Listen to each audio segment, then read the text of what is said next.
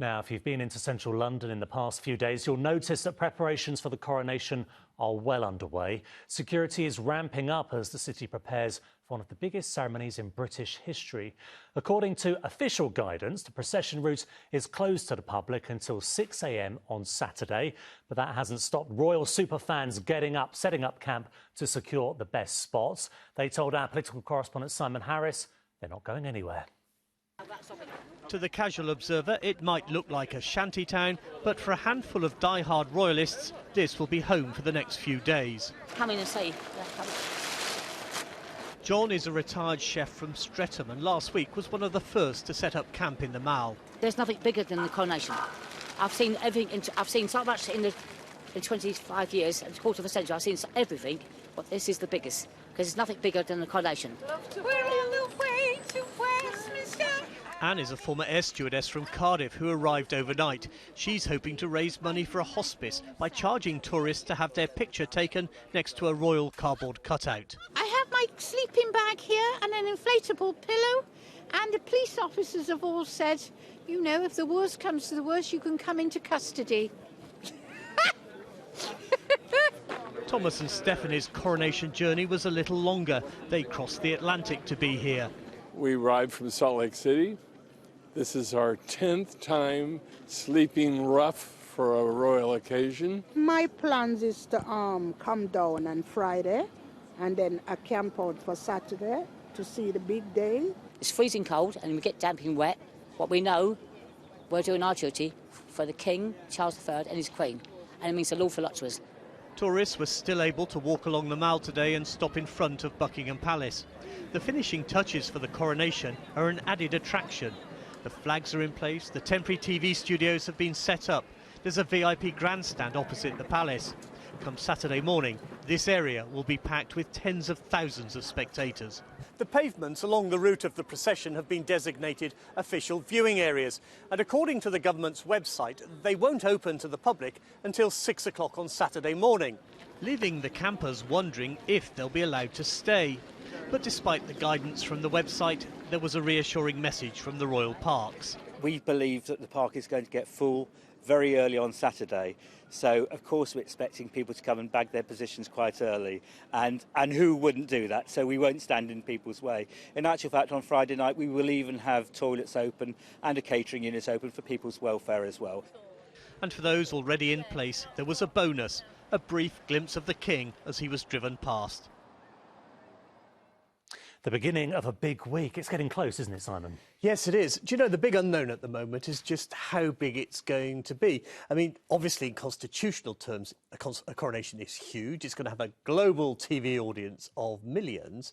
But nobody seems prepared to put an estimate on just how big the crowd will be, how many spectators there will be around Buckingham Palace and the Mall. Will it be on a similar scale to the Queen's funeral, for example? Transport for London is making contingency plans to handle any number of spectators who might converge on the Palace, the Abbey, the Mall and Whitehall.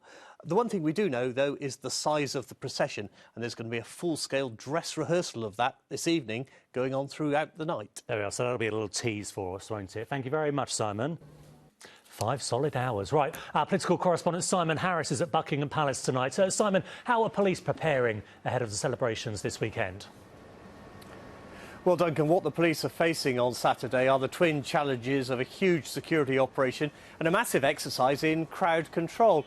First of all, the spectators, certainly tens of thousands of them, possibly hundreds of thousands, have to be got safely into place along the route of the procession. The task then becomes one of preventing any disruption. We heard from the Met in Ragg's report. Senior officers say there will be a very low threshold before they take action against any potential threat. They're not taking any chances, and that action will be swift. To a certain extent, the police might be helped by the size of the crowd. The larger the crowd, the more it could assist the police. It would be a very brave individual who decides to leap the barriers or cause a disturbance surrounded by so many people who are obviously here because they support the royal family. That said, the anti-monarchist campaign group Republic says it will hold what it believes will be a large demonstration in Trafalgar Square on Saturday, which is along the route of the royal procession. Simon at Buckingham Palace, thank you. Good evening from Buckingham Palace on what is a beautiful evening in London on the eve of what will be the biggest state occasion in almost half a century. By this time tomorrow, Charles III will officially be crowned king. When St Edward's crown is placed on his head down the road from here at Westminster Abbey, a new era in British history begins. London is more than used to these occasions. We've hosted multiple royal weddings, witnessed countless royal funerals, including the Queen's last year. And here's a figure. Since 1066, the Abbey has observed 38 coronations. But that doesn't make it any less exciting for the city. With all the world leaders, dignitaries and stars arriving, there's definitely a buzz in the centre of town. With our first report, here's our correspondent Simon Harris on how the capital is preparing for the King's biggest day. And 3 cheers to the King. Hip hip hooray! Hip hip hooray! God save the King! Tomorrow, he'll wave at them from a horse-drawn coach. But today, the King delighted his keenest fans with a surprise royal walkabout on the Mall. And they got 3 for the price of 1, as the Princess and Prince of Wales took a share of the handshakes. I never thought to see King. I never thought to see him, never mind. He'd come up to me and speak to me and shake my hand, and wonderful. I feel like I've met a rock star. In recent days, the Mall has become an unofficial campsite. It's not what the authorities had in mind. On Tuesday, there were just a handful of camp beds and sleeping bags. The royal campers were also told there was a strict no-tent rule, but that clearly wasn't sustainable. Today, the line of tents stretches from one end to the other. These eager spectators, determined to get a front-row spot, have travelled from near and far.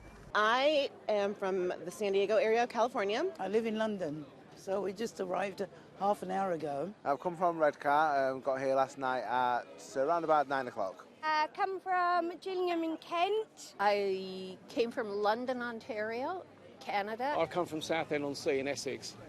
And they're ready for anything the weather gods might throw at them. I'm pretty prepared. That is my tent over there. I also have a few umbrellas. I have a rain jacket. These are waterproof, windproof pants. I've got ponchos, waterproof trousers, big umbrellas, got a bikini. If it's going to rain, and you might just get wet. I'm more than happy for the rain to come. It won't dampen the spirit. The spirit's been amazing.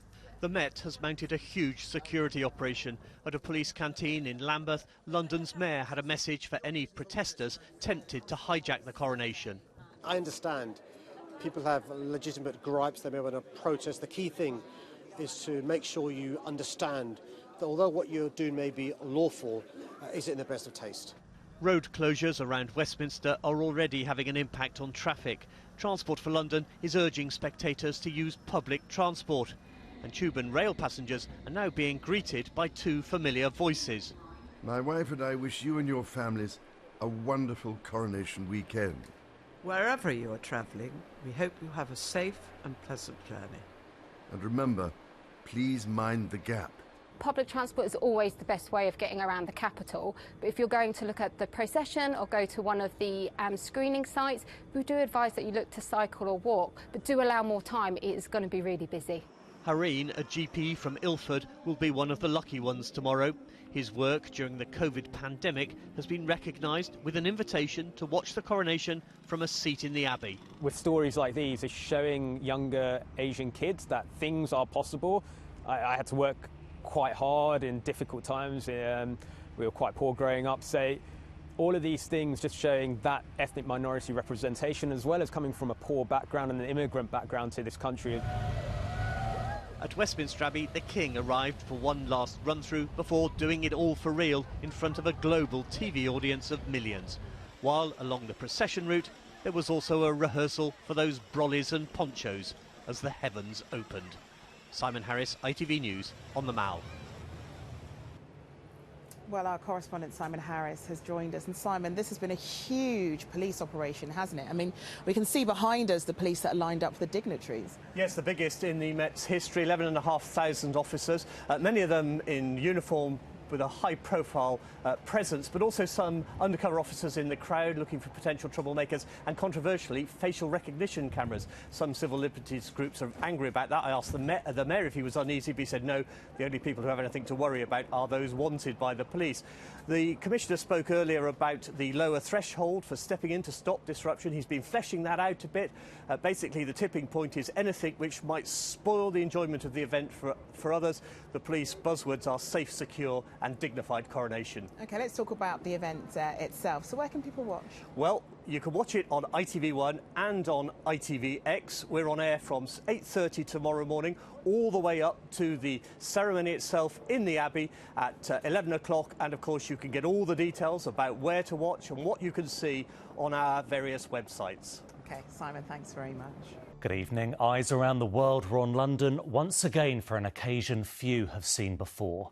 Thousands lined the streets to see the King and Queen go past. All the viewing areas along the procession routes were filled. Keeping them safe, 11,500 police officers. Campaign groups have criticised the arrests of Republican protesters, but overall the mood in the city was upbeat despite the rain. Our political correspondent Simon Harris spent the day among the crowds. Less than 1 hour to go and the crowds were still pouring off the Underground. Hyde Park only now, guys! Everywhere else is full! By now, there was no more room in the Mall. I'm trying to get to the Mall, but I know it's a nightmare, and I had this last year. Farzana left home in Notting Hill in the early hours to secure a good spot. We came here at 4 o'clock in the morning and we heard that, this is closed, we're fine with that, but look at this view. I got my kitchen stool, so it's made me 8 inches taller, so I'm really happy. At Westminster Abbey, the great and the good were taking their seats. London's Mayor Sadiq Khan was on the guest list, so was the actress Emma Thompson. In the Mall, the waiting crowds were rewarded with their first glimpse of the King and Queen as they began their horse-drawn journey to the Abbey.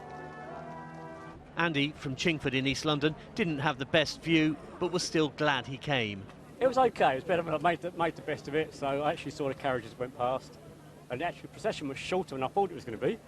The weather wasn't kind to the spectators or to the soldiers and police standing on guard for hours. This is the biggest police operation in the Met's history. More than 11,000 officers are on duty. Many of them are lining the route with their backs to the procession, watching the spectators. Holding a banner, which I didn't even unfurl. I've been arrested. The last time London saw a coronation, climate change protests were unheard of. The Just Stop Oil activists who tried to disrupt today's procession were swiftly dealt with. For 2 hours, all eyes were on Westminster Abbey. As children of the Kingdom of God. The King was greeted by Samuel Strachan, a 14-year-old chorister from City of London School. Much of the coronation service was traditional, but gospel singers, including some from London's Kingdom Choir, were a modern addition.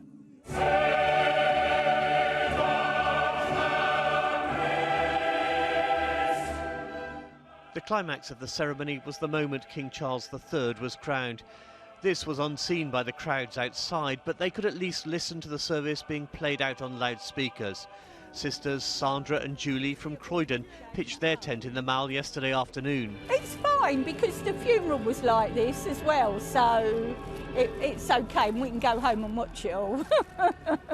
Last night was fine. We probably got to sleep about midnight and then woke up at 5 to put all our tents away, ready for 6 o'clock. And then, perhaps the greatest spectacle of all, the coronation procession. Military personnel from the Army, Navy and Air Force, Commonwealth troops and members of the Royal Canadian Mounted Police escorted the newly crowned King and Queen as they made their way back to Buckingham Palace in the Gold State coach. We saw everyone. We saw the King, the new King. We saw Kate and William and the children, and we saw Edward, and they gave us a wave. How good a view did you get? Not brilliant by any means, but worthwhile, still worthwhile. Transport for London said more than 250,000 people passed through its ticket barriers at tube stations close to the procession route. For many fans, the highlight of the day was the traditional balcony appearance by the royal family.